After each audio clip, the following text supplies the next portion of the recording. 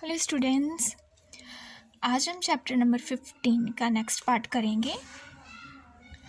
Next क्या है, आज हम तीसरा दृश्य करेंगे। दो दृश्य हमने रीड कर लिए हैं। न्यायालय में दोनों मित्र न्यायाधीश के सामने खड़े हैं।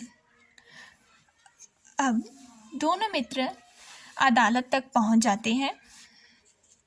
शगनलाल: श्रीमान जी, ये मेरा पुराना मित्र है। ये मेरे 12 वर्ष के पुत्र को अपने साथ ले गया और अब उसे लौटाने से मना करता है।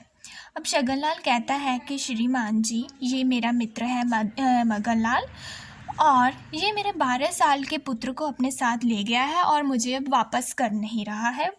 न्यायाधीश मगनलाल से: क्या ये सच है? मगनलाल: श्रीमान जी, मैं क्या कहूँ। एक बाज झपटा और इनके पुत्र को उठाकर दूर आसमान में उड़ गया। अब आप ही बताइए, मैं इनका पुत्र कहाँ से लाऊं? अब न्यायाधीश मगनलाल से पूछते हैं कि जो शगनलाल कह रहा है क्या वह सच है? तो मगनलाल कहता है कि मैं अब आपको क्या बताऊं।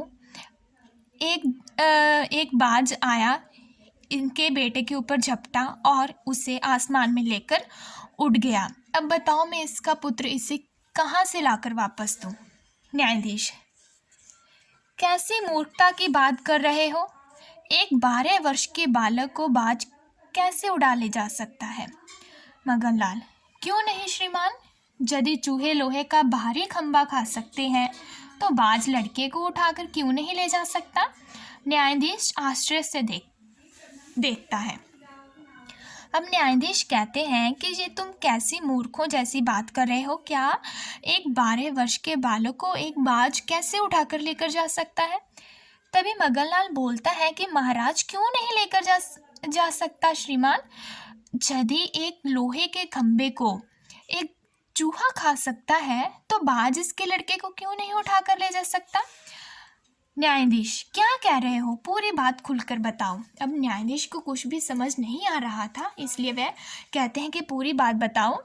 मगनलाल: श्रीमान जी, मैं व्यापार करने दूसरे शहर गया तो अपना लोहे का एक भारी खंभा शगनलाल के घर रख गया था।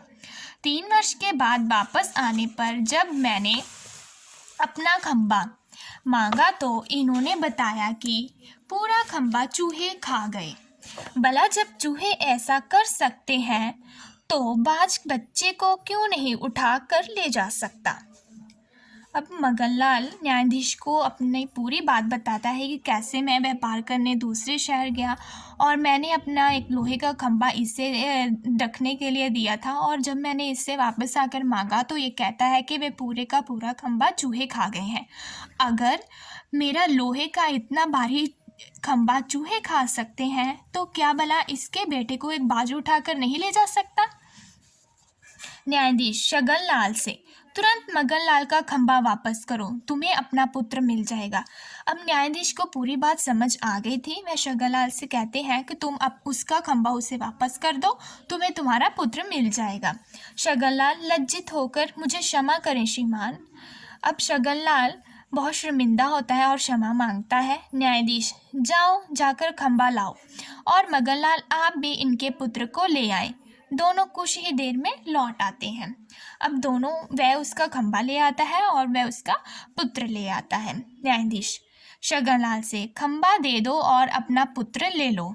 मगनलाल की ओर मुड़कर: ठीक है, अब मामला सुलझ गया है, आप दोनों जा सकते हैं। अब न्यायाधीश उसको उसका खंभा दिलवा देते हैं और उसे उसका पुत्र मिल जाता है। इस तरह दोनों का मामला सुलझ जाता है। ओके, यहाँ तक हमारा ये चैप्टर था और यहीं पर हमारा ये चैप्टर कंप्लीट होता है। और इससे हमें क्या शिक्षा मिलती है कि अगर हम किसी के साथ बुरा व्यवहार करते हैं, जैसा हम करेंगे उल्टा हमें वैसा ही उसकी तरफ से जवाब आएगा। अगर उसने उससे झूठ बोला था कि तुम्हारा खंभा लोहे का खंभा चूहे खा गए हैं, तो उसने भी उसी की भाषा में उसे जवाब दिया कि तुम्हारा बेटा एक बाज उठाकर ले गया है। ठीक है, इससे कहते हैं जैसे को तैसा। Okay, thank you.